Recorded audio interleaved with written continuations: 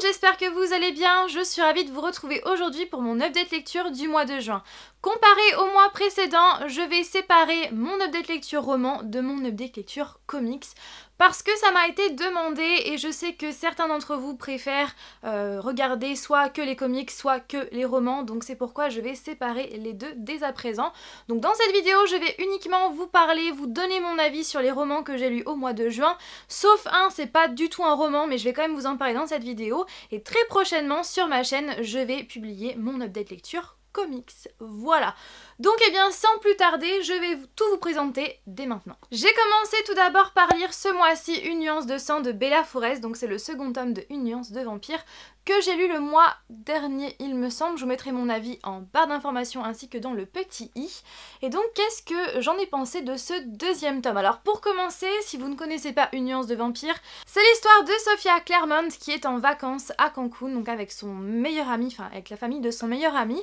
Et le soir de son 17e anniversaire, eh bien elle va se balader sur la plage et malheureusement pour elle, eh bien elle va faire la rencontre d'un jeune homme plutôt séduisant mais qui fait très peur. Il est très dangereux mais surtout très assoiffé de sang. Et à partir de là, Sophia va être kidnappée et donc cet mystérieux jeune homme qu'on va découvrir par la suite va l'emmener, la kidnapper pour l'emmener sur l'ombre. Donc qu'est-ce que l'ombre? Eh bien c'est une île qui ne figure sur aucune carte où tous les rayons du soleil ont été bannis à jamais. Mais surtout, le point vraiment principal de cette île, c'est qu'elle est dirigée d'une main de maître par la famille Novak, qui est la famille la plus puissante, la famille vampire la plus puissante de la Terre entière. Elle va donc se réveiller sur cette île complètement esclave, mais surtout elle va devoir faire partie du harem de Derek Novak. Alors pourquoi?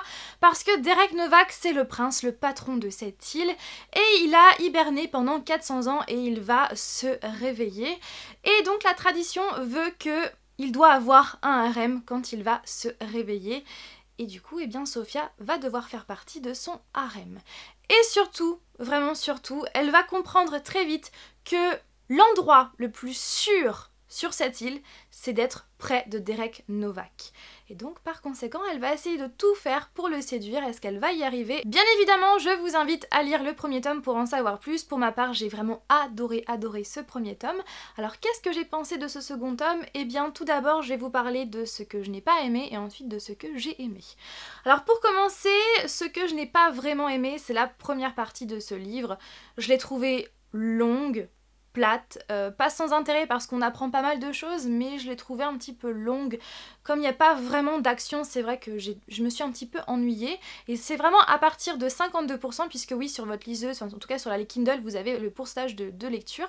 C'est à partir de 52% que j'ai commencé à rentrer dans la lecture et que j'ai commencé à bien aimer, voilà, à ne plus m'ennuyer, parce que c'est vrai qu'à partir de là, il y a pas mal d'actions qui vont s'enchaîner, et du coup j'ai vraiment plus préféré la deuxième partie que la première partie, que j'ai trouvé un petit peu longue. Pas sans intérêt, hein, comme je vous l'ai dit, parce qu'on apprend pas mal de choses, mais je l'ai trouvée assez longue. Voilà, donc c'est la première partie que j'ai pas vraiment aimée.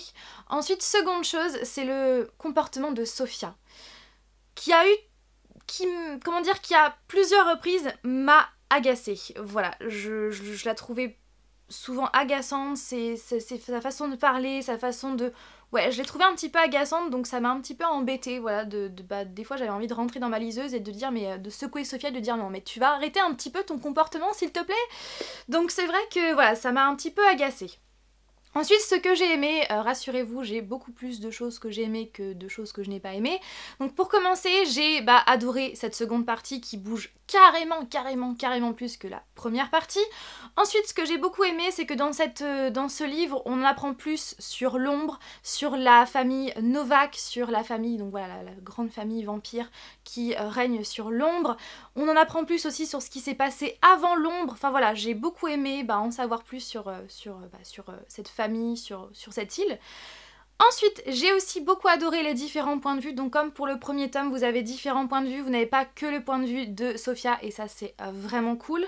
Ensuite, j'ai adoré les deux révélations qu'il y a dans ce livre à la fin du livre. Il y a deux révélations qui m'ont cloué le bec. Voilà, tout simplement, j'étais là, mais non mais sérieux, je ne m'y attendais vraiment pas du tout. Et aussi, comme pour le premier tome, j'aime toujours autant le personnage de Derek, donc qui est le prince vampire. Voilà, je l'aime toujours autant. Donc voilà. Donc voilà pour mon avis concernant ce tome de Une nuance de sang de Bella Forrest. Donc n'hésitez pas à me dire votre avis en commentaire, bien évidemment sans spoiler. Et voilà, j'aimerais savoir si vous avez pensé la même chose que moi ou au contraire pas du tout. Et si jamais vous n'avez pas lu, si vous n'avez pas commencé cette saga, dites-moi si ça vous tente ou pas. Voilà, donc sur ce je passe au second livre. J'ai lu ensuite Everything Everything de Nicolas Yoon par les éditions Bayard. Alors comme je vous l'avais dit dans mon dernier book haul, quand je l'ai vu en fait dans les rayons de l'espace culturel de Leclerc, et bien j'ai littéralement flashé en le voyant, j'ai littéralement craqué.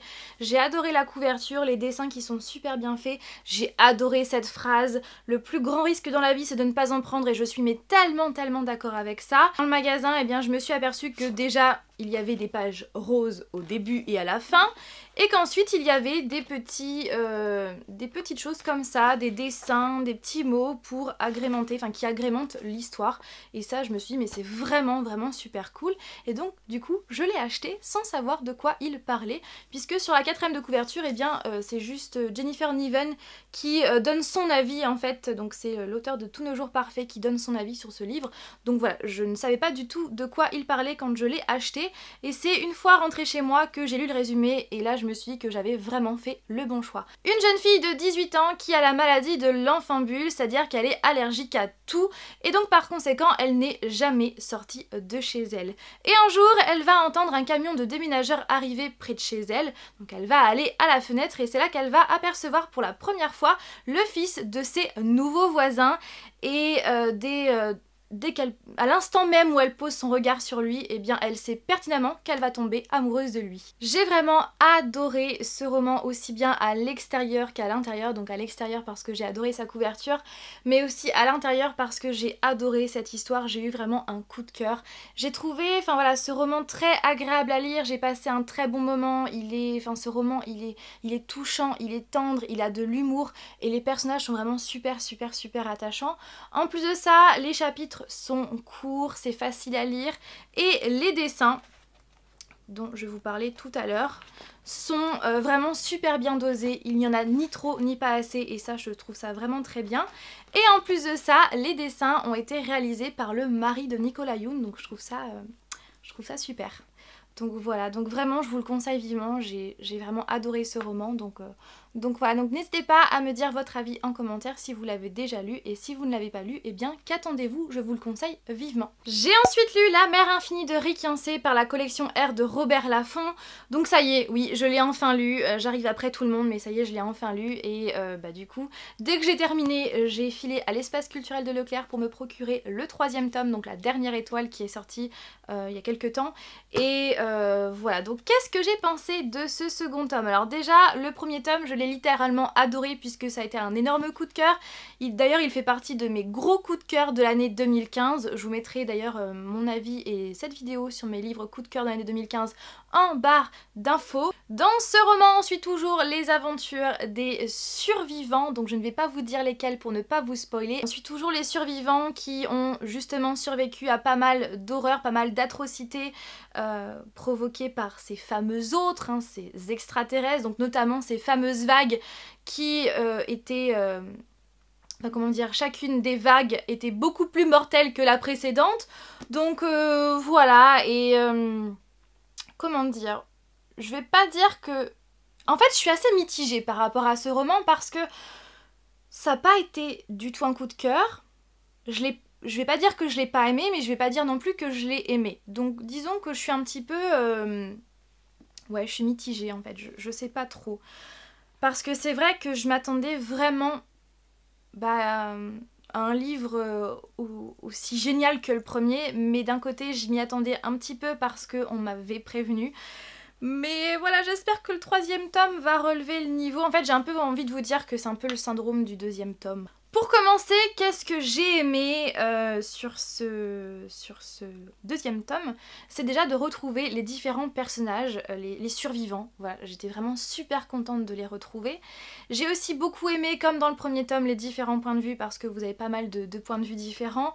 J'ai aussi bien aimé en fait qu'on en sache plus sur certains personnages comme Pancake ou encore Ringer, ou Ringer, je ne sais jamais. Et d'ailleurs ça a été une très belle surprise je trouve. Et aussi eh bien on en sait un tout petit peu plus sur les autres, enfin oui et non parce que je trouve que c'est toujours flou, voilà, j'ai tellement de questions qui restent sans réponse. Donc on en sait un petit peu plus mais ça reste toujours dans le flou, toujours dans le vague. Mais par contre ce que je n'ai pas aimé dans ce roman c'est les retournements de situation. Parce qu'en fait c'est toujours... bah il se passe ça, ah bah en fait non, ah bah en fait si, voilà, ça m'agace un petit peu.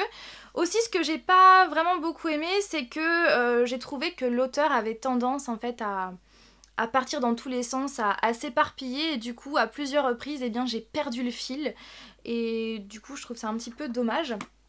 Et aussi le rythme, voilà le rythme je l'ai trouvé vraiment inégal tout au long du roman parce qu'au départ j'ai trouvé vraiment le rythme qui était assez bon, assez correct. Et à la fin j'ai trouvé que le rythme était plutôt, enfin pas à la fin mais dans la deuxième partie j'ai trouvé le rythme un peu plus lent. Enfin voilà je trouve que le rythme est vraiment inégal dans ce roman. Voilà, donc c'est pour ça aussi que je suis mitigée parce que j'ai bien aimé retrouver cette histoire, les personnages, mais d'un côté j'ai trouvé que l'auteur partait un petit peu dans tous les sens, qu'il y avait un manque de rythme, et puis aussi ces fameux retournements de situation, en fait si, ah bah en fait non, ah bah en fait si, voilà, donc ça m'agace un petit peu, voilà, mais je vais pas trop vous en dire pour ne pas vous spoiler, et donc voilà pour mon avis sur La Mer Infinie, j'espère vraiment que la dernière étoile relèvera le niveau de ce second tome. Dernier livre que j'ai lu ce mois-ci, donc c'est ce fameux livre qui n'est pas un roman, mais je voulais quand même vous en parler dans cette vidéo. Donc c'est Les Questions Cons, le livre des questions pas très existentielles, donc par Hugo, par les éditions First Edition. Donc ce livre-là, ça fait une éternité que j'ai dans ma palle depuis, ça fait des mois et des mois et des mois. Et du coup, eh bien, je l'ai enfin lu et je suis vraiment super contente. Donc Hugo, qui est-ce? Eh bien c'est un youtubeur, en tout cas si vous suivez un petit peu les grandes chaînes YouTube, je pense que vous le suivez déjà, puisque maintenant il a plus d'1 million d'abonnés. Alors pour ma part quand j'ai commencé à le suivre il devait avoir 15 ou 20 000 abonnés, donc c'est pour vous dire que il a monté en flèche, mais d'un côté ses vidéos sont vraiment géniales, à chaque fois on apprend des choses, certes c'est des choses pas très existentielles mais à chaque fois on apprend des choses et ça je trouve ça cool. Et donc du coup je crois que c'était au début de l'année, il a sorti son livre où il répond justement à des questions cons qui sont proposées par ses abonnés. Et du coup j'ai trouvé vraiment ce livre mais super intéressant parce que malgré que ce soit des questions cons, eh bien j'ai appris beaucoup de choses, voilà. J'ai appris beaucoup de choses, notamment pourquoi on dit allô en décrochant le téléphone. J'ai aussi appris pourquoi les crevettes sont roses. J'ai appris pas mal de choses et en fait c'est exactement ces vidéos mais dans un livre et ça je trouve ça vraiment cool et on apprend vraiment beaucoup de choses, notamment aussi une de mes préférées c'est à quoi correspond le numéro, vous savez, au fond des verres, le fameux numéro qu'il y a au fond des verres comme à la cantine où à chaque fois on le regardait. T'as quel âge toi? Bah moi j'ai 2 ans, ah bah moi j'ai 10 ans, et souvent c'était la personne qui était la plus vieille ou la plus jeune qui allait chercher le pichet d'eau. Oui, je pense que ça vous était déjà arrivé aussi. De plus j'ai aussi bien aimé la mise en page qui est assez simple mais j'ai beaucoup aimé la mise en page et aussi l'humour parce que Hugo a de l'humour dans ses vidéos et donc du coup il a aussi mis de son humour dans ce livre et ça je trouve ça vraiment cool. Donc vraiment si vous avez envie d'apprendre des choses pas très existentielles, eh bien je vous le conseille vivement. Et donc pour ma part c'est le 3e livre de youtubeur que je lis. Le premier c'était celui de Enjoy Phoenix qui ne m'a pas convaincue. Le 2e c'est celui de Natou que j'ai vraiment adoré et donc celui-ci c'est le 3e et vraiment je vous le conseille vivement à 100%. Voilà, donc voilà tout le monde concernant cette update lecture roman. J'espère que cette vidéo vous aura plu. Comme toujours n'hésitez pas à réagir en commentaire, à me donner votre avis, à me dire si ces livres là vous intéressent ou si vous les avez déjà lus.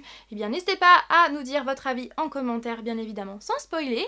Et voilà, sur ce je vous fais tout plein de bisous et je vous dis donc à dimanche prochain pour une nouvelle vidéo. Bye!